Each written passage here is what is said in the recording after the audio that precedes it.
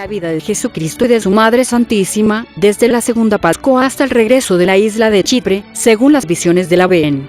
Ana Catalina Emmerich. Esxi Pedro recibe las llaves del reino de los cielos en el camino hacia el monte, y hasta que Jesús se retiró a orar, los apóstoles y discípulos que habían regresado de su última misión, hace aparecer a su maestro una relación completa de todo lo que les había sucedido, todo lo que habían visto y oído y hecho. Escuchó todo y les exhortó a rezar, y se sostienen en la preparación para Jo que se va a comunicar con ellos. Cuando antes del amanecer se volvió a reunir sobre Jesús, los 12 le rodearon en un círculo. A su derecha estaban primero Juan, a continuación Santiago el mayor, y en tercer lugar, Peter. Los discípulos estaban fuera del círculo, el más antiguo de ellos más cercano. Entonces Jesús, como si reanudara el discurso de la noche anterior, le preguntó: ¿Quién dicen los hombres que soy yo? Los apóstoles y el mayor de los discípulos repitió el conjeturas de la gente acerca de él, ya que había oído aquí y allá en distintos lugares. Algunos, por ejemplo, dijo que él era el Bautista, otros Elías, mientras que otro le llevó de nuevo a Jeremías, que había surgido de entre los mueúnatos. Se contó todo lo que había llegado a su conocimiento sobre este tema, y luego permaneció a la espera de la respuesta de Jesús. Hubo una breve pausa. Jesús era muy grave, y fija sus ojos en su rostro con cierta impaciencia. Por fin, dijo: ¿Y tú, por quién me tomas? Nadie se sintió obligado a responder. Solo Pedro, lleno de fe y celo, dando un paso para entrar en el círculo. Con la mano levantada como una afirmación solemne, exclamó en voz alta y con valentía, como si la voz y la lengua de todos: Tú eres Cristo, el Hijo del Dios vivo. Jesús le respondió con gran sinceridad, su voz fuerte y animado: Bienaventurado eres, Simón, hijo de Jonás, porque no tiene carne ni sangre es revelado esto a ti, sino mi Padre que está en el cielo. Y te digo, tú eres una roca, y sobre esta piedra edificaré mi iglesia, y las puertas del infierno no prevalecerán contra ella. Y te daré a ti las llaves del reino de los cielos. Y todo lo que atares sobre la tierra, se deben establecerse también en el cielo, y todo ojo que desatares sobre la tierra, será desatado en el cielo. Jesús hizo esta respuesta de una manera solemne y profética. Parecía estar brillando con luz, y fue levantado a cierta altura sobre el suelo. Pedro, con el mismo espíritu en el que había confesado a la divinidad, recibió las palabras de Jesús en su significación plena. Él está profundamente impresionado por ellos. Pero los otros apóstoles parecían preocupados. Se miró a Jesús a Pedro como éste exclamó con tal celo: Tú eres Cristo, el Hijo de Dios. Incluso John dejó que su ansiedad por ser tan manifiesta que Jesús después, cuando caminaba por la carretera a solas con él, le reprendió seriamente por su expresión de sorpresa. Las palabras de Jesús a Pedro fueron pronunciadas justo en el momento de la salida del sol. Toda la escena era tanto la tumba más y solemne, desde que Jesús había para ese fin, se retiró con sus discípulos en la montaña y les mandó a rezar. Peter era el único sensiblemente impresionado por ella. Los otros apóstoles no comprendían totalmente, y aún forman a sí mismos terrenal ideas. Ellos pensaban que Jesús entendido al otorgar a Pedro el oficio de sumo sacerdote en su reino, y Jaime le dijo a Juan, mientras caminaban juntos, que muy probablemente ellos mismos recibirían siguientes lugares después de que Pedro. Jesús ahora dijo a los apóstoles en términos claros que él era el Mesías prometido. Aplicó asimismo todos los pasos en este sentido se encuentran los profetas, y dijo que ahora debía ir a Jerusalén para la fiesta. Luego dirigió sus pasos y regresó a su oeste hacia el puente de Jordania. Pedro sigue siendo profundamente impresionado por las palabras de Jesús en relación con el poder de las llaves, se acercó a él en el camino para solicitar información sobre algunos puntos no claros para él. Estaba tan lleno de fe y el ardor que le pareció su obra iba a comenzar de inmediato, por las condiciones, a saber, la pasión de Cristo y la venida del Espíritu Santo, eran hasta ahora desconocidas para él. Pidió por tanto, si en tal o cual caso también podía absolver del pecado, e hizo algunas observaciones sobre los publicanos y los culpables de adulterio abierto.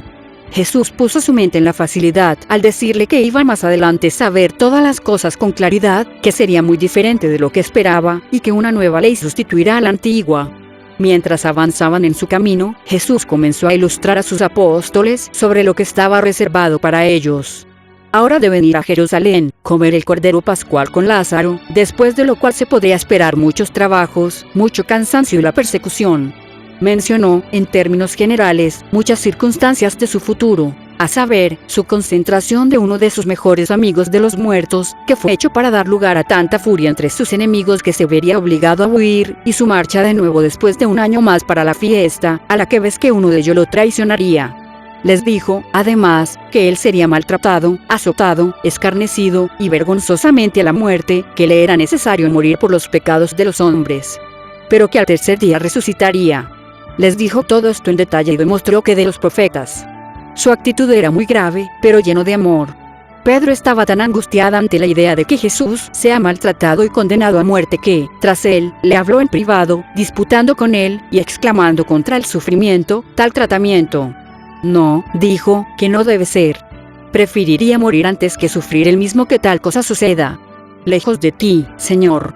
No se aplicará esto a ti. Exclamó. Pero Jesús se volvió hacia él con gravedad y dijo con candidez: Ir detrás de mí, Satanás. Tú eres un escándalo a mí, no.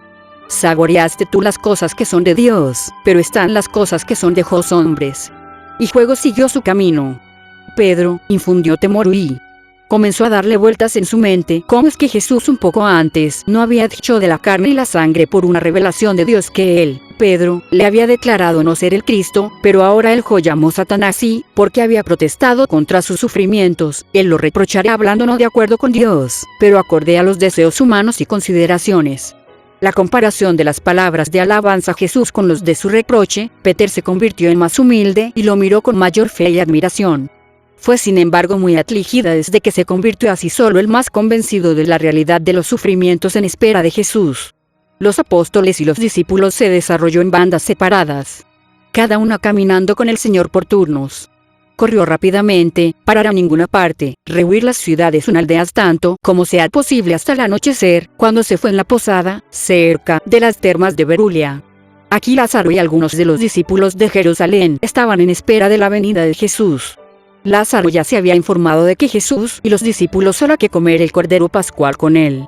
Y había venido aquí al encuentro de Jesús con el fin de advertirle, apóstoles de sesiones, y los discípulos en lo que respecta a esta comunidad solemne pascual. Les dijo que una insurrección amenazó durante la fiesta. Pilato quería imponer un nuevo impuesto sobre el tributo del templo con el fin de erigir una estatua al emperador. Deseaba, asimismo, ciertos sacrificios en su honor y que ciertos títulos altos de reverencia deben ser conocidos públicamente. Le decretó los judíos fueron en esa lista la cuenta para la revuelta, y un gran número de galileos se había levantado contra el procedimiento de Pilato. Ellos estaban encabezados por un tal Judas Gaulonita, que tenía numerosos adeptos y que luchaba acaloradamente contra la servidumbre de su pueblo y los impuestos romanos. Sería bueno, dijo Lázaro, para que Jesús sea ausente de la fiesta, como grandes perturbaciones pudieran surgir. Jesús, sin embargo, respondió que su hora aún no había llegado, que nada le iba a suceder. Este levantamiento no fue sino el precursor de una mayor diferencia, uno que tendría lugar el año que viene, cuando, como dijo, su tiempo habría venido. Entonces sería el Hijo del Hombre entregado en manos de los pecadores. Jesús envió a sus apóstoles y discípulos en el futuro. Se dividieron en grupos separados y fueron a viajar por diferentes rutas. Simón y Tadeo, perseguido Natanael y Judas Barsabás, siguió con el mismo. Algunos tenían que ir abajo a los largos del Jordán, mientras que otros procedieron hacia el oeste de Garizim por Efraín, visitando en su camino a la fiesta en algunos lugares que no habían sido todavía. Lázaro viajó con los discípulos. Jesús mandó que no les vaya a la ciudad de Samaritano, y les dio varias direcciones en cuanto a su conducta. Él mismo fue tan lejos como Jinim, a la finca de Lázaro, donde pasó la noche. Al día siguiente se dirigió a Travelebona, Corea, y el desierto de Betania.